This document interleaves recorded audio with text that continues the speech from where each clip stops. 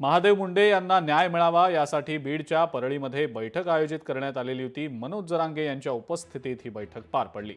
मुंडे कुटुंबियांना 100% न्याय मिळवून देणार, महादेव मुंडेंचे मारेकरी फासावर जाणार असं मनोज जरांगे म्हणतात। 8 दिवसात आरोपींना अटक न झाल्यास बीड बंदचा इशारा देखील त्यांनी दिलेला आहे। ज्ञानेश्वरी मुंडे आणि फडणवीस यांची भेट होऊ नये म्हणून धनंजय मुंडे यांनी प्रयत्न केले।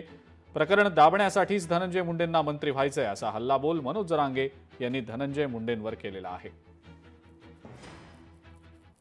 मंत्र्यांना सांगतो आणि बीडच्या एसपी साहेबांना सांगतो, आरोपी अटक करा। लोकांनी जर कायदा हातात घेतला तर तुम्हाला सुद्धा रस्त्याने पाळता येणार नाही, लक्षात ठेवा। आम्ही मग अटक नसतो आणि परळी आणि त्या परळी लाभार्थी आम्ही नीट करणार म्हणजे करणार। 1 महिन्याच्या नंतर 100% परळी लाभार्थी नीट होणार। लोकशाही मराठी ऐका, पहा, जागरूक रहा।